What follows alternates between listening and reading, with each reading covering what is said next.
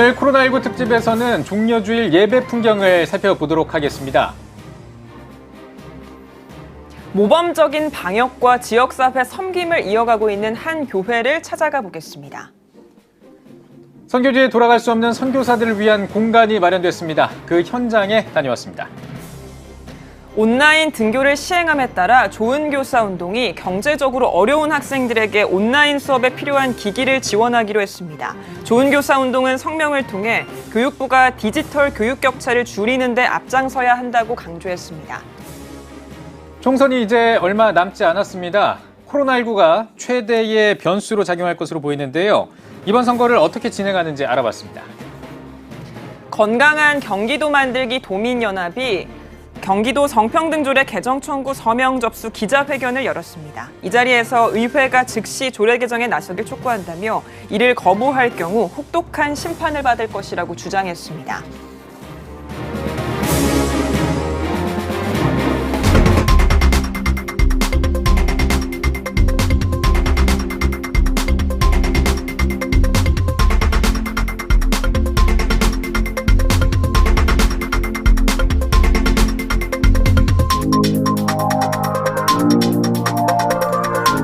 시청자 여러분 안녕하십니까. 4월 6일 CTS 뉴스입니다. 오늘도 코로나19 특집으로 문을 열겠습니다.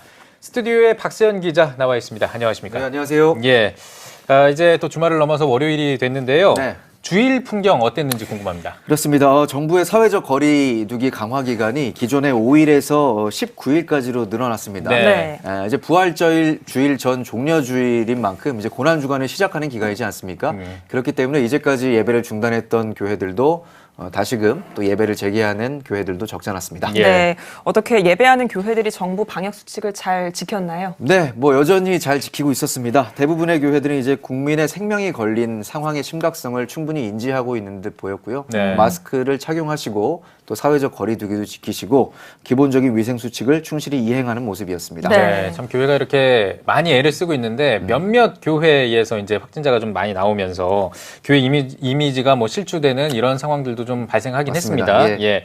그런데 이 대형 교회 중에 아주 모범적으로 이 코로나19에 대처하는 교회가 있다고요? 예, 연세중앙교회 이야기인데요. 사실은 연세중앙교회가 예배를 중단하지 않는다는 이유로 비판을 적잖게 받았었죠. 네. 제가 한번 직접 다녀왔습니다. 네, 예. 연세중앙교회 사례는 저희 뉴스에서도 좀 보도를 해드렸는데 지역사회 방역도 철저히 하고 있고 신분 확인이 안 되면 출입 자체가 안 된다고요? 그렇더라고요. 예, 제가 직접 다녀왔지 않습니까? 제가 취재 왔다고 설명을 하고 잠깐 들어가려고 했었는데요. 네. 지금 나오고 있죠. 예.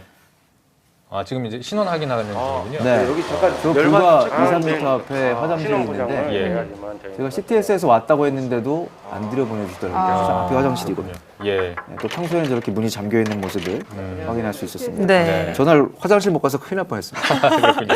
아이고야. 알겠습니다. 그런데 이제 교회가 이렇게 출입하는 거 말고 예. 예배를 드릴 때도 아주 그 코로나 대처하는데 최적화된 시스템을 갖추고 있다고 들었습니다. 어떤 겁니까? 맞습니다. 교회가 이제 코로나19가 발생하면서 비상대책위원회를 만들었습니다. 예. 각 구역별 직분자들이 코로나 대책 책임자들로 변신을 한 건데요.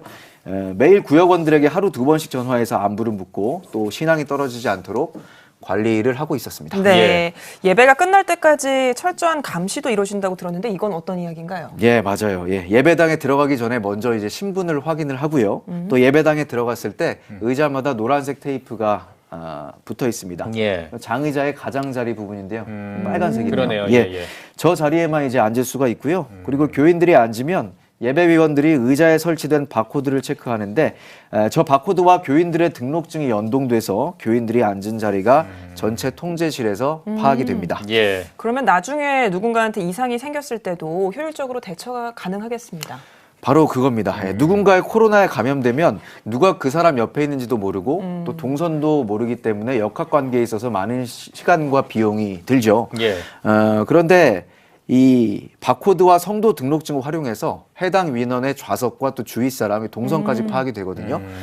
물론 이제 코로나에 안 걸리는 것이 가장 좋겠지만 네. 만약이라도 누가 감염이 된다면 시간과 비용을 절약할 수 있다는 겁니다. 그 주의만 이제 조사하면 되니까요. 예, 예. 윤석전 연세중앙교회 목사 이야기 한번 들어보겠습니다. 우리 교회의 예배 장소를 하루에 여러 차례씩 예배를 드리든 말든 소독을 하고 또 예배할 때도 이제 시작하기 전에 바로 좀 전에 소독했을지라도 또 소독하고 끝나고 성도들이 흩어져 가면 바로 또 동시에 또 소독하면서 몇 번씩 소독하면서 일단 코로나의 어떤 균도 성도들과 접촉이 안 되도록 최선의 노력을 다하면서 소독을 해오고 있습니다. 네, 굉장히 체계적이군요. 그렇죠. 예, 예. 그리고 이제 정부가 7대 방역 수칙을 발표를 했었는데, 근데 이게 7대가 아니라 16대 방역을 지키고 있다고 들었습니다. 그렇더라고요. 예, 예. 예. 정부의 방역 수칙 준수는 당연하고요. 네. 기준을 더 엄격하게 해서 그 수칙을 정해놓고 지키고 있었습니다. 네네. 사회적 거리는 정부 기준이 2m인데 교회는 3m로 만들어놨고요. 또 해외 출장 시에는 30일간의 자가격리를 하도록 해서 예. 정부 권고한 14일보다 2배가 넘는 기간을 예. 격리하도록 했습니다. 네, 훨씬 더 엄격한 기준을 가지고 해나가고 있는 건데 예. 어떻게 보면 교회 입장에서는 그동안 받았던 비판이 좀 억울할 수도 있겠네요. 그러니까요. 저도 그렇게 생각했어요. 이렇게 기준이 철저하다 보니까 또 예배를 드리고 싶어도 못 드리는 인원들도 많이 발생을 하고 있습니다. 뭐 노인분들 같이 또 신체가 약한 분들이 그랬는데요. 하지만 교회는 이제 앞으로도 철저히 해당 수칙을 준수하면서 지역사회의 본이 될 것을 다짐했습니다. 윤 목사의 이야기 다시 한번 들어보겠습니다. 연세가 많으신 할머니가 매일 교회를 하루도 안 빠지고 오시거든요. 세상에 교회 와서 예배 드리고 싶다고 마당에 와서 땅을 치고 울고 그러고 가셨다 소리를 들으면서 담임 목사가 많이 울었습니다. 국가가 지정한 모든 그 수칙을 철저하게 지키려고 노력하고 있고 그 이상의 것도 지켜가고 있습니다. 네, 또 제가 궁금한 게 네. 지역 주민들은 또 어떤 반응을 보이는지 궁금하거든요. 그렇죠. 지역 주민들도 교회 활동에 긍정적인 반응을 가진 분들이 많이 있었습니다. 예. 사실은 교회에서 이제까지 여러 활동으로 지역사회를 섬겨왔거든요. 지금 자료에도 나오고 있는데 지역 주민 한마음 잔치 뭐 이런 걸 비롯해서 예. 쌀 나눔 또 김장 나눔 이런 것들을 뭐 일회성이 아니라 계속해서 진행을 해왔고요. 코로나와 상관없이 예. 일찍부터 꾸준히 해왔습니다. 그리고 희망하는 가정에 가서 방역하는 찾아가는 방역 서비스도 최근부터 이제 시작을 했어요. 그래서 주민들은 국가에서 미처 신경 쓰지 못하는 곳까지 교회가 방역에 나서는 부분에 대해서 감사하다는 목소리를 내고 있습니다. 한번 들어보겠습니다. 이렇게 찾아오는 서비스로 방역을 해주시는데 구석구석 집안의 구석구석 소독을 해주셔서 너무너무 감사하게 생각합니다. 네, 이런 교회의 섬김의 발걸음들이 앞으로도 좀 이어졌으면 좋겠습니다. 사실 코로나가 우리나라뿐만 아니라 전 세계적으로 지금 유행인 상황인데요. 예. 근데 해외 한인 선교사들은 일단 긴급하게 국내로 들어오는 분들도 있는데 이런 선교사분들이 국내에 머무를 곳이 마땅치가 않다고요. 맞아요. 심각한 현실인데요. 코로나19 사태 속에서 많은 나라들이 문을 걸어 잠그면서 해외 한인 선교사들의 입장이 곤란해졌습니다. 얼마 전 입국한 한인 선교사들이 지역 주민들이 못 들어오도록 막는 해프닝이 벌어졌는데 장현수 기자가 취재했습니다. 한번 들어보시죠. 네. 한국세계선교협의회, KWMA의 독립연대기구인 한국국제재난구호사업추진위원회는 지난 1일 말레이시아에서 귀국한 선교사 가정에 거처 마련과 자가 격리를 돕고자 강화도에 위치한 한 건물을 임시 거처로 준비했지만 지역 주민들의 반발로 선교사 가정은 강화도에 올 수 없었습니다. 국내 거주지가 없는 입국 선교사의 거처 마련을 돕겠다는 KWMA 측의 입장과 거주지가 없는 입국자를 무분별하게 받아들이기에는 위험하다는 지역사회가 의견차를 보였던 겁니다. 강화도는 기본적으로 청정 지역입니다. 이 군수님이나 이 군민들이 외부에서 들어오는 분들에 대해서 검역도 하시고 되게 깨끗하게 하시려고 노력을 많이 했고 현재까지 확진자가 하나도 없는 것으로 저희가 알고 있습니다. 그런데 갑자기 외국에서 계시는 선교사님들이 들어온다는 거에 지역 주민들이 상당히 긴장하고 있는 것도 사실인 것 같고요. 그리고 뭐 기관장님들 전체적인 의견이 연구자도 아니신 분들이 그것도 또 외국에서 들어오신 분들을 왜 여기 강화 지금 발열 체크까지 추진되고 강화되게 해서 다 해가지고 이제 어르신들이 한 40% 이상이 이제 나이 많으신 어르신들인데 한 번 그분들께 전염이 돼서 문제가 된다면은 사망해가지고 이렇게 일이 일어났을 때 결국은 그럼 누구 책임이냐? 우리는 뭐 절대로 아주 완전화되는 그런 결과나 여러 가지 확인이 되지 않고는 여기에 이제 들어오는 거는 허락할 수 없다 그런 입장입니다. 코로나19가 전 세계를 강타하면서 선교지에서 철수하는 선교사들이 증가하고 있는 가운데 국내 거주지가 없는 선교사들은 거처 마련이 고민입니다. 선교지에 나가기 전 국내 거주지를 정리하고 나가는 선교사들이 많은 만큼 입국 후 14일의 자가격리 기간 동안 머물 거처를 구하는 일도 쉽지 않습니다. 입국자 관리에 사각지대에 놓인 겁니다. 어려움은 또 있습니다. 선교 단체에서 자가격리 등을 위해 임시 거처를 마련해도 입국자의 바이러스 감염을 우려하는 지역사회의 반대가 있을 수 있습니다. 거주지가 없는 입국자의 바이러스 감염이 확인됐을 때 지자체 측에서 방역의 책임 소재를 따지기 어렵다는 우려도 일 수 있는 상황. KWMA는 입국 선교사의 거처 마련을 위해 질병관리본부, 보건소 등에 해당 문제를 문의하고 있지만 뾰족한 해결책은 듣지 못하고 있습니다.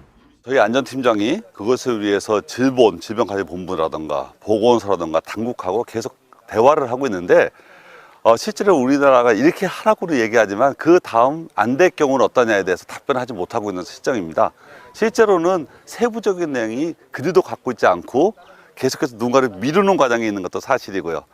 또 뭐 지방정부도 마찬가지겠죠. 이렇게 해주십시오라고 얘기하지만 강제적으로 그러면 이거 안 되면 어떻게 할 겁니까에 대해서는 사실은 특별하게 말할 수 있는 위치에 있지는 아무도 없는 것 같습니다.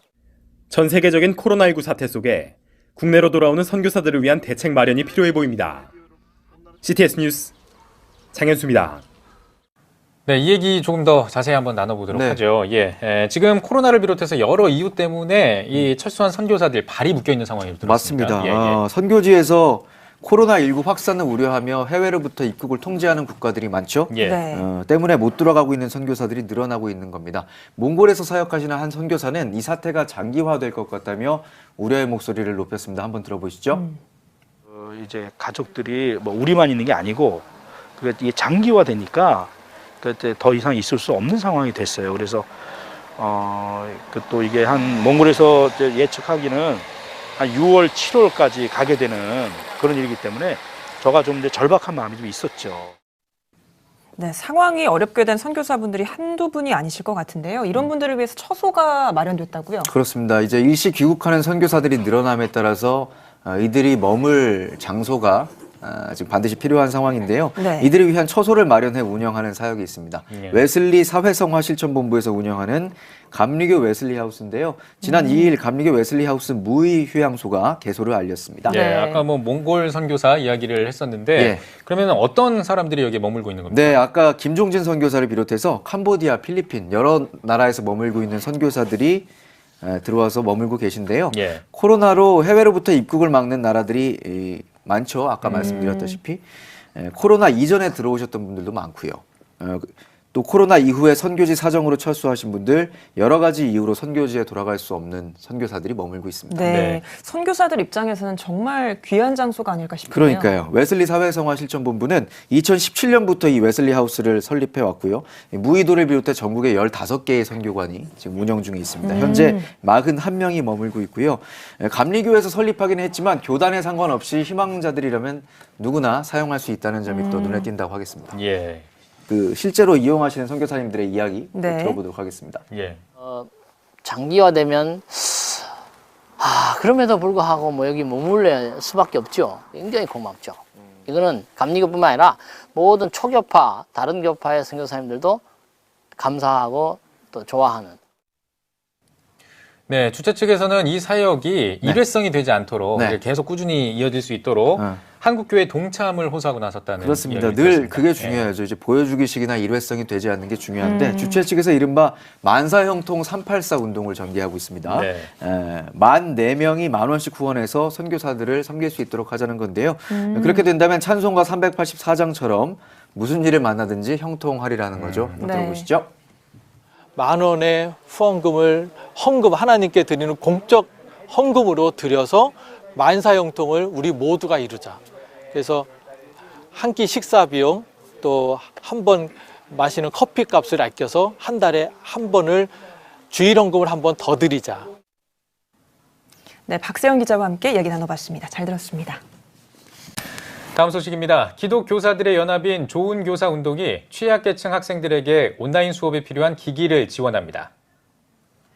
좋은 교사 운동은 교육부가 사상 처음으로 온라인 등교를 실시하면서 학생들이 경제적인 어려움 때문에 교육 기회를 잃을 것을 우려해 지원을 결정했다며 회원 교사들의 교원 성과급 가운데 일부를 취약계층 학생들의 생활자금과 온라인 수업에 필요한 기기 지원에 사용하기로 했다고 밝혔습니다.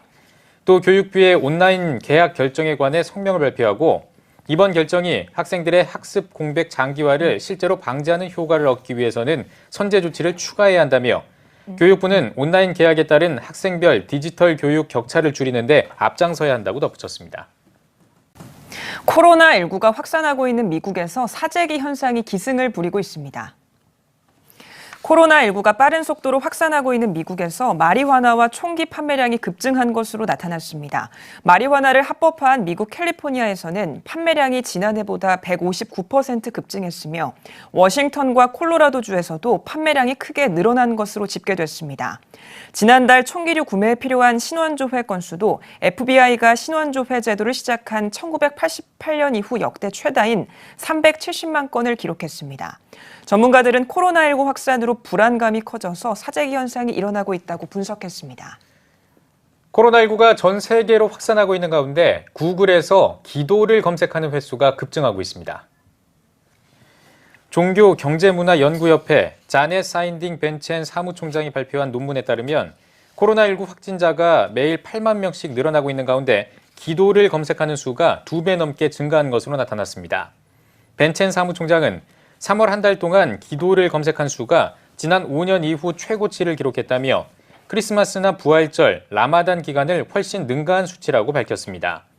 이어 이러한 증가는 사망률보다 코로나19 확진자 수가 늘어나는 것과 일치했다며 최근 코로나19가 유행하고 있는 나라에서도 검색 빈도가 높았다고 덧붙였습니다. 총선이 열흘도 채 남지 않았습니다. 각 정당 후보들은 지난 2일부터 공식적인 선거운동에 들어갔는데요. 코로나19 사태가 가장 큰 변수로 작용할 것으로 보입니다. 21대 국회의원 선거 어떻게 진행하는지 최대진 기자가 정리했습니다. 오는 4월 15일 제21대 국회의원 선거가 열립니다. 대한민국 최초의 총선거는 1948년 5월 10일 시행됐습니다. 이번 총선거는 처음으로 2002년 4월 16일 이전에 출생한 만 18세 이상의 국민이면 선거권을 행사할 수 있습니다. 지난 3월 개정한 공직선거법을 적용, 국회의원 선거와 정당 투표를 하는 1인 2표제로 진행되는 이번 선거의 선출 인원은 지역구 253명과 비례대표 47명 등 총 300명으로 비례대표 의석 배분의 50%만 연동을 반영하는 준연동형 비례대표제로 실시합니다. 21대 국회의원 임기는 2020년 5월 30일부터 2024년 5월 29일까지입니다. 중앙선거관리위원회가 제공한 국회의원 후보자 현황에 따르면 전국 253개 지역구에 1,118명이 등록했습니다. 정당별로는 원내정당으로 더불어민주당 253명, 미래통합당 237명, 민생당 58명, 정의당 77명, 우리공화당 42명, 민중당 60명, 친박신당 5명, 무소속 124명이 출마했습니다. 선거 당일 투표가 어려운 선거인이 별도의 신고 없이 미리 투표할 수 있는 사전투표는 오는 4월 10일과 11일 오전 6시부터 오후 6시까지 이틀간 진행합니다. 4월 15일인 선거 당일 투표는 오전 6시부터 오후 6시까지 진행하며 개표는 투표 종료 후 즉시 실시합니다. 관공서와 공공기관이 발행한 사진이 첩부된 신분증명서를 지참해야 투표에 참여할 수 있습니다. 사전투표소와 선거 당일 투표소는 중앙선거관리위원회 홈페이지나 투표 안내문에서 확인할 수 있습니다. 투표소 앞 인증샷, 투표소 내부 촬영, 손가락으로 상징 정당을 표시, 투표소 주변에서의 후보자나 정당을 지지하는 행위나 언행은 공직선거법에 의해 처벌되는 만큼 주의해야 합니다. 특히 코로나19 사태라는 국가적 위기 상황에서 치러지는 만큼 사회적 거리두기 실천이 중요합니다. 정부와 선관위는 투표소에 갈 때는 반드시 마스크를 착용, 발열 확인과 앞사람과의 거리두기 등 투표 사무원의 안내에 적극적으로 협조를 당부하고 있습니다. CTS 뉴스 최대진입니다. 익산시 기독교연합회 이단대책위원회가 총선을 앞두고 지역교회 성도들의 기도와 후보자 검증에 대한 각별한 주의를 당부하는 기자회견을 가졌습니다. 기자회견을 진행한 이단대책위원회 부위원장 김천성 목사는 신천지와 정치권의 유착 우려에 대한 익산시 기독교연합회의 입장을 전하며 총선을 앞두고 신천지의 조직적인 힘을 이용하기 위한 후보자들의 관계성과 행태들에 대해 우려를 표했습니다. 또한 다양한 방법으로 진실을 밝히기 위해 힘쓰고 있으며 지역 성도들에게는 신천지로 인한 사회적 문제들을 잘 인식하고 경계의 끈을 놓지 말 것을 당부하기도 했습니다. 미래목회 포럼이 총선을 앞두고 정기 포럼을 열었습니다. 교회와 공명선거 어떤 인물을 선택해야 하나를 주제로 열린 포럼에서 한동대학교 장순흥 총장과 경동교회 박종화 원로 목사가 미래 대한민국을 이끌어갈 성경적 리더의 3가지 요건 등을 주제로 발제했습니다. 미래목회 포럼 고명진 대표는 공명선거를 위한 미래목회 포럼 제안서를 발표하고 분열과 다툼을 피하고 용서와 화해를 추구하며 성경적 가치관과 세계관으로 사회 이슈를 바르게 해결할 수 있는 후보를 선택해야 한다고 전했습니다. 건강한 경기도 만들기 도민연합이 경기도 성평등조례 개정 청구 서명 접수 기자회견을 열었습니다. 연합은 성명에서 경기도의회는 도민의 강력한 요구를 무시한 채 아직도 성평등을 양성평등으로 재개정하지 않고 있다며 개정 청구에 서명한 도민 17만 7천 명의 준엄한 명령은 성평등을 양성평등으로 전면 재개정하라는 것임을 천명한다고 밝혔습니다. 또 도민의 민의를 경청해 지금이라도 성평등 정책을 올바르게 전환하고 즉시 조례 개정에 나서길 촉구한다며 만약 받아들이지 않는다면 지금까지와는 비교할 수 없는 혹독한 심판을 받게 될 것이라고 강조했습니다. 이어 도청 민원실에 성평등 조례 개정 청구 서명을 접수했습니다. 기독교대한 성결교회 부흥사회가 47회 정기총회를 개최하고 대천교회 정택 목사를 신임 총재에 은혜교회 정순출 목사를 신임 대표회장에 선출했습니다. 코로나19 사태로 거리두기 캠페인을 준수하면서 진행한 이날 정기총회는 신임 회원 환영과 경과 보고, 회칙 개정, 임원 선출 등의 순서로 진행했습니다. 정 신임 대표회장은 한국교회와 교단의 부흥을 위해 최선을 다하겠다며 코로나19 사태로 어려움을 겪고 있는 모든 사람들을 위한 기도에도 앞장서겠다고 밝혔습니다. 올 한 해 동안 기도와 예배가 정말 뜨겁게 부흥될 수 있도록 최선을 다해서 우리가 기도하도록 그렇게 하겠습니다. 그리고 특별히 교회, 어려운 교회, 힘든 교회, 특별히 담임 목사님들이 해결하지 못하는 그런 문제들을 전문성을 갖춘 우리 부흥사들이 교회마다 찾아가서 그 교회의 문제점을 해결해주는 그런 역할도 한번 최선을 다해서 해보겠습니다. 이날 총회에 앞서드린 예배에서 참석자들은 민족 복음화와 세계 선교 등을 위해 함께 기도했습니다. 기성 부흥사회는 영적 대각성 기도회를 비롯해 부흥과 선교 세미나, 축복 산상 대성회, 성결교회 연합 부흥성회 등을 준비하고 있습니다. 초록우산 어린이재단이 서울시 등과 협력해 나무 심기를 독려하는 캠페인인 나무사랑 챌린지를 전개합니다. 식목일을 맞아 진행한 나무사랑 챌린지는 나무를 심어 미세먼지를 줄이고 열섬 현상을 완화해 어린이와 시민에게 깨끗한 공기를 제공하기 위해 마련됐습니다. 캠페인은 가정에서 기르는 반려나무 사진을 찍어 필수 해시태그와 함께 SNS에 올리거나 지정된 SNS를 방문해 댓글에 나무 이모티콘을 다는 형식으로 진행되고 있습니다. 초록우산 어린이재단 이재훈 회장은 나무사랑 챌린지는 간단하게 참여해 맑고 깨끗한 서울시를 만드는 데 이바지할 수 있는 기회라며 외출이 어려운 시기에 식목일의 가치를 되새기는 시간이 되길 바란다고 전했습니다. 코로나19가 확산하자 전주시 기독교연합회가 2020년 부활절 연합예배를 영상예배로 대체하기로 하고 CTS 전북방송과 지역 기독방송사 연합으로 예배 실황을 사전 녹화했습니다.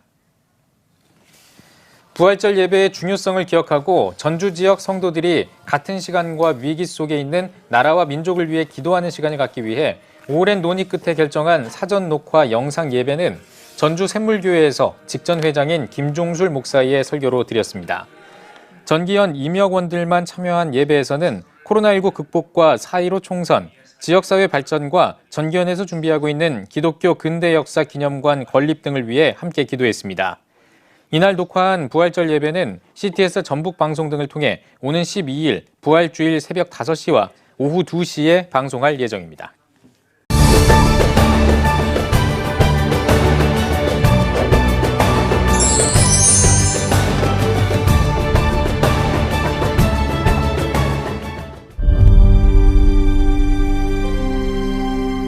2019년 3분기 합계 출산율 역대 최저치인 0.88명.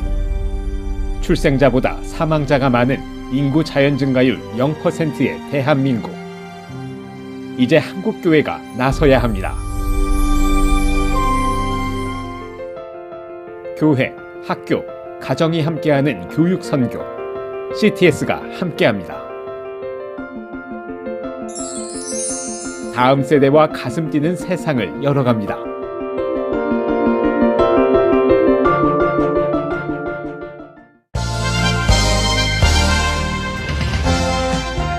여러분은 지금 CTS 뉴스를 시청하고 계십니다. 낙태죄와 관련한 치열한 논쟁 끝에 헌법재판소의 헌법 불합치 판결이 나온 지 1년 가까운 시간이 지나고 있습니다.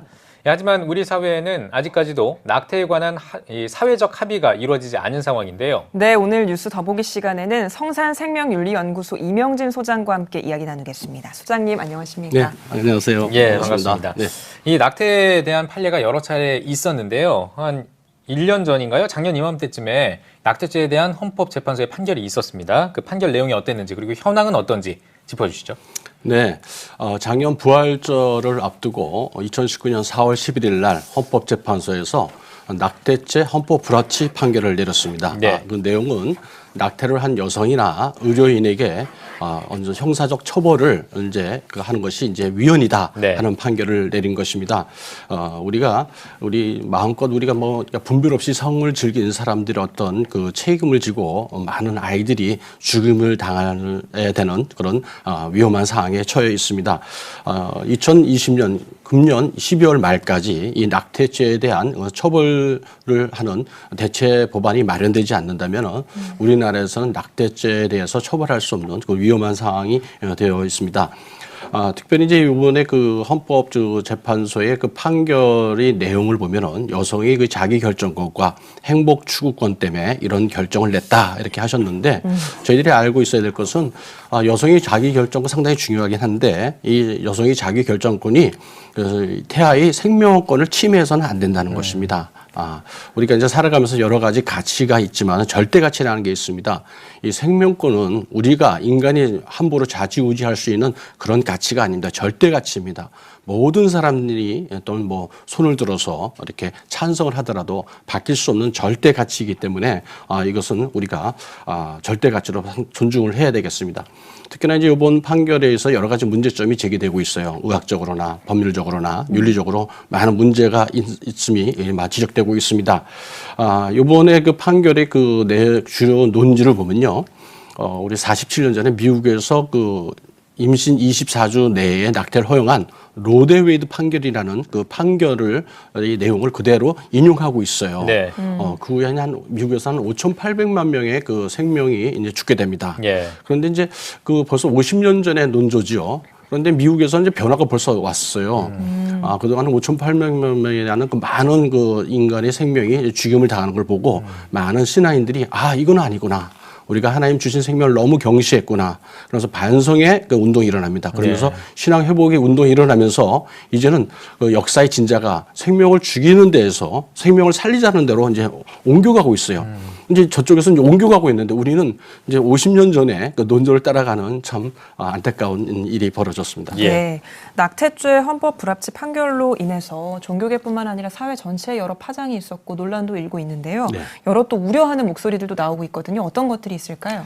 네, 무엇보다도 우리 그 생명 경시 사상이 이제 만연하지가 않을까 하는 생각이 듭니다. 특별히 이제 신앙인에서 여러 가지 위태로운 일들이 많이 예측이 되는데요. 먼저 이제 생명의 시작이 어디부터냐 이런 논쟁은 이미 이제 해결이 된 것 같습니다. 최근에 미국 시카고 대학의 그 스티브 제이콥스 박사가 전 세계 한 1000여 군데의 기관에 그 5,577명의 생물학자들한테 물었어요. 네. 과연 당신들은 생명의 시작이 언제로 보느냐 했더니 약 96%가 정자와 난자가 만나는 순간이다라고 이제 얘기를 했습니다. 뿐만 아니라 우리 크리스천들은 하나님께서 우리의 생명을 하나님 형상으로 창조하지 않았습니까? 거기다가 하나님께서 피값 주고 사신 그런 소중한 생명이기 때문에 우리의 생명의 가치를 아주 소중하게 여깁니다.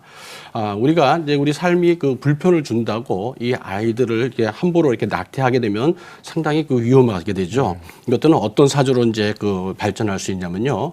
그다가 이제 그 이 장애 아이들에 대한 문제가 이제 논란이 되어 왔었는데 장애 아이들이 이제 불편하니까 이런 아이들을 이제 태어나지 말게 하자. 이런 사주들이 흘러갈 수도 있고 더 나아가서는 이제 그 우리 주변에 요양원에 이렇게 병든 그 나이 드신 노인분들이나 치매 환자들이 많지 않습니까? 이분들을 이제 안락사시키자는 요구까지 발전하지 않을까 생각돼요. 특히나 이제 신앙적으로 이제 의료되는 건 뭐냐면요. 낙태가 이런 것뿐만 아니라 우리 신앙을 위협한다는 거예요. 이제 교회와 나라를 이제 이 파괴하는 시작점이 될 수 있다는 건데, 실제로 이제 한 130년 전에 그 우리나라의 그 복음을 전해주는 그 신실한 그 국가들이 그 국가의 그 교회들이 카페와 술집으로 막 변해가고 있어요. 이런 데는 다 이유가 있는 것이죠. 그 이유를 보면은 바로 우리가 이게 성경적 세계관과 가치관을 바로 세우지 못하고 성윤리에 후퇴했을 때 이런 현상이 벌어집니다. 그래서 이 성윤리가 무너지면은 이 낙태가 들어오게 되고 가정이 무너지고 교회와 또 이 법과 윤리와 질서가 무너집니다. 뿐만 아니라 이런 것들이 옳지 않다고 얘기하는 신앙인들이 입을 막으려고 차별금지구까지 들어오는 이제 현상이 발생하고 있습니다. 알겠습니다. 지금 뭐 말씀해주신 우려들이 뭐 우리나라뿐만 아니라 해외에서도 일어나고 있는 걸로 알고 있는데요. 해외 사례도 좀 짚어주시죠. 네, 이런 것들은 이제 우리가 역사적 교훈들을 해외에서 많이 찾아볼 수 있습니다. 영국의 경우 뭐 여러분들 알다시피 그 우리 존 럭스라든지 뭐 찰스 스펄전, 로이드 존슨 훌륭한 그 이제 우리 신앙의 그 이 선배들이 다 있습니다. 하지만 이제 이 기독교 국가인 영국이 이 인본주의에 기초한 그 자유주의 신학을 받아들임으로써 이런 생명 경시 풍조가 이제 일어나기 시작합니다. 1968년에 영국에서 임신 24주까지 낙태를 허용하게 됩니다. 그리고 한 10년 후에 시험관 아기가 태어나면서 그 대리모를 허용하게 됐죠. 그리고 몇 년 후에는 배합학의 연구를 허용하게 되고 2006년에는 차별금지법에 해당되는 평등법을 도입니다. 그 후에 동성애자들의 입양 허용과 안락사까지 허용하는 이런 현상을 보고 있습니다. 이들은 처음에 이제 그 피임을 요구하고 그 다음에 낙태를 허용을 주장하죠. 그 다음에 배합학계로 가서 동성애를 허용하고 그 다음에 안락사까지 요구하고 있습니다. 종국에 가서는 이것들은 대부분의 나라에서 낙태를 허용한 나라에서 동성애를 허용하고 차별금지법이 들어오는 이런 현상을 보고 있습니다. 이처럼 신학이 어떤 위치를 차지하냐에 따라서 사회에 큰 영향을 미칩니다. 우리가 보수적이던 신학을 입장을 취하고 있느냐 아니면 자유주의 신학으로 치우쳐 있냐에 따라서 국가 정책이라든지 사회적 기준이 많이 변하고 있습니다. 미국에도 비슷한 현상이 일어났습니다. 60, 70년대까지 미국에서도 역시 인본주의와 자유주의 신학이 아주 대두됐었어요. 그러다 보니까 이런 목사님들의 설교를 듣고 나서 낙태나 동성해도 되는구나 하는 사람들이 뭐 정치인이나 법관들이 이런 걸 받아들인 게 바로 로데 웨이드 이 판결로 이어지게 되어 있습니다. 그래서 우리가 올바른 가치가 성경적 가치관과 이 세계관을 세우는 것이 매우 중요합니다. 이런 얘기가 있습니다. 교회가 낙태와 동성애를 받아들이지 않았다면 사회가 감히 이런 그 낙태와 동성애를 이렇게 주장하지 못할 것이다 하는 얘기가 있습니다. 우리가 이 신앙적 가치관과 성경적 그 세계관을 잘 유지했을 때 우리가 이런 가치를 잘 지킬 수 있다고 생각됩니다. 그럼 알겠습니다. 말씀해주신 기독교적인 생명관을 확립하기 위해서 한국교회가 어떤 역할을 할 수 있다고 보시나요? 현재 이제 크게 한 두 가지의 그 생명운동 방향을 제시하고 싶습니다. 첫 번째는 무엇보다도 교육입니다. 생명을 존중하는 가치관과 신앙관을 확립하는 일이고 다른 하나는 이를 뒷받침할 수 있는 법안 마련이 이 두 가지가 같이 돼야 됩니다. 우리가 이제 그 생명을 이 죽여서 행복을 찾기보다는 이 죽음에서 생명으로 이거를 이 운동을 이제 이동시켜야 되는데 그동안 이제 의학이 발달함에 따라서 뭐 살리지 못했던 아이들을 살릴 수가 있습니다. 그리고 또 장애를 가지고 있는 태어난 아이들도 의학의 도움으로 정상 생활을 할 수 있게 할 수 있습니다. 또 가난이나 경제적인 문제로 인해 가지고 출산이나 양육을 포기하는 가정에 경제적 도움을 주문해 가지고 출산과 양육을 도와줄 수 있습니다. 지극히 작은 자에게 한 것이 내게 한 것이라고 했는데 이런 분들에게 우리의 사랑을 전함으로 해서 우리 생명을 살리고 하나님 나라를 갖다가 세울 수 있다고 생각됩니다. 무엇보다도 이제 이런 일들은 어디서부터 시작되느냐? 신학교에부터 시작되지 않을까 하는 생각이 됩니다. 그동안 우리는 그 인간의 고통과 이제 그 행복 추구에만 관심을 많이 두고 강조해 왔습니다. 하나님의 고통에서 우리가 좀 외면했던 것 같아요. 특히나 이제 그 목회자분들이 신학교에 들어와서 목사님이 되실 텐데 그동안 이제 신학교에 들어오기 전에 세상조에 그 기반한 교육을 받고 자랐습니다. 이제 그런 모든 사고가 좀 바뀌어야 됩니다. 신학교에서. 그래서 인간 중심의 신학이 아닌 하나님 중심의 신학으로 이분들이 먼저 잘 가르쳐주고 바른 목사님이 되셔야 되겠습니다. 그래서 이 신학교가 바로 설 때 바른 목사님이 세워지시고 바른 목사님의 설교를 통해서 우리 신앙인들이 이 바로 신앙을 세울 수 있습니다. 그래서 이제 신앙인들이 각 지역에 나가서 하나님의 주권을 선포하고 또 생명 이 존중 이 목소리를 높일 적에 사회를 변화시키지 않을까 하는 생각이 듭니다. 예, 알겠습니다. 성산생명윤리연구소에서 이 생명 존중 3대 원칙을 기본으로 낙태와 관련된 이 현실적인 대체 법안을 제안하셨다고 했는데 어떤 겁니까? 예, 작년 그 헌재 판결 이후에 성산생명윤리연구소에서 여러 그 이 생명운동 단체와 또 학술 모임을 통해서 과연 그럼 우리가 낙태 근절을 위해서 어떤 원칙을 세워야 될 것이냐 같이 뜻을 모아서 3가지 원칙을 정했습니다. 첫 번째가 모든 생명은 존중되어야 된다. 모든 낙태 행위는 반대한다는 첫 번째 원칙을 세웠습니다. 두 번째로는 낙태가 더 이상 돈벌이 수단이 돼서는 안 되겠다. 그래서 상업주의를 배격한다 하는 것이 두 번째 원칙이고, 세 번째로는 이제 뭐 우리 수술 의사나 모든 그 포함한 마취과 의사, 뭐 간호사 여러 의료인들이 이제 의료 행위를 하지 않습니까? 그런데 이분들이 이런 그 전문직 그 양심이나 신앙적 신념에 반하는 그러는 낙태와 같은 비윤리적인 의료행위를 강요받아서는 안 된다. 이것은 또 다른 폭력이 된다. 그래서 요까지 3가지 그 원칙을 세우고 요에 대한 그 이 3가지 원칙을 담은 법안도 마련했습니다. 그래서 21대 국회가 시작되는 되면 바로 여러 가지 경로를 통해서 이제 국회에 법안이 만들어지도록 노력하려고 합니다.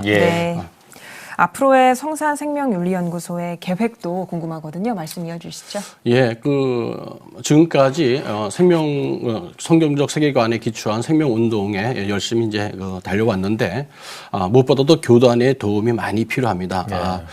각 교단에서 이 생명 존중 운동에 아주 힘을 같이 보태 주셔야 되는데요. 최근에는 그 한 교단에서 이 동성애와 낙태죄에 대해서 교육 자료로 이렇게 어떤 활동한 그 책자도 발간했습니다. 바로 이런 책자인데요. 뭐 이 교단의 어떤 정체성과 교리를 잘 담아놓은 것 같아요. 이런 운동들이 각 교단에서 이제 일어났으면 좋겠습니다. 그래서 상설적인 위원회로 생명 존중, 생명위원회를 만들어서 이 교단들이 같이 힘을 합해서 이번 법안을 마련하고 또 생명 존중 운동에 같이 참여해 줬으면 좋겠습니다. 이제 앞으로 이제 저희들이 이제 할 일들은 이제 이런 법안을 마련뿐만 아니라 생명 존중에 대한 논리를 많이 개발하고자 합니다. 최근에 이제 이 코로나 때문에 각 나라에서 입국 금지를 하지 않고 있습니까? 부활절을 앞두고 있는데 예수님께서 우리에게 생명 주시기 위해서 이 땅에 오셨는데 만약에 이제 그런 귀한 생명을 우리가 함부로 낙태하거나 이렇게 죽이게 되면은 우리가 하나님 앞에 섰을 적에 너희들 천국 입국 금지 얘기하고 말씀하지 않으실까 하는 생각도 듭니다. 많은 분들이 작년 그 헌법 그 불합치 판결 이후에 이제는 뭐 판결이 나서 끝난 게 아니냐 하는 패배주의에 많이 빠져 있는데 이제는 그렇지 않습니다. 이제는 우리가 신앙의 결기를 가지고 이게 믿음을 바로 세워서 이 모든 상황을 역전시켜야 될 때가 온 것 같습니다.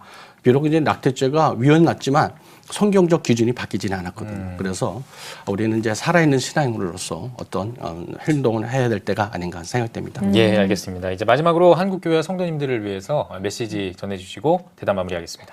네, 먼저 이제 그 한국 교인들에게 바라고 싶은 것은요. 그동안 우리가 너무 우리 중심적으로 살지 않았는가 하는 생각이 듭니다. 이제 하나님 중심으로 우리의 신앙이 이 관심이 초점이 바뀌어졌으면 좋겠고요.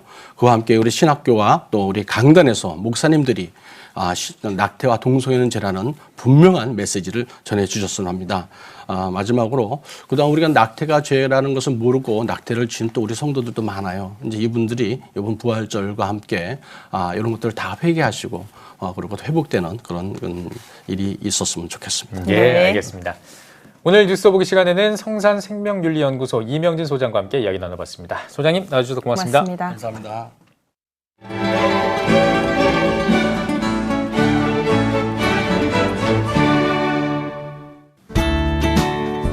내일은 전국에 가끔 구름이 많겠습니다.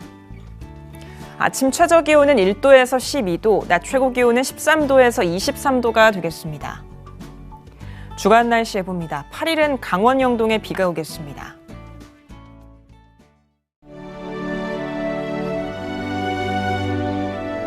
백만인 기도운동에 새롭게 참여하신 분들입니다.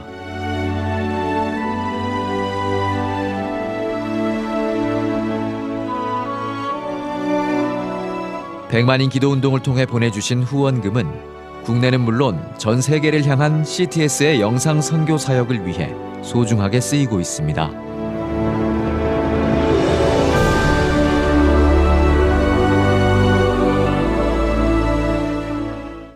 CTS 뉴스 오늘 순서 여기까지입니다. 시청해주신 여러분 고맙습니다.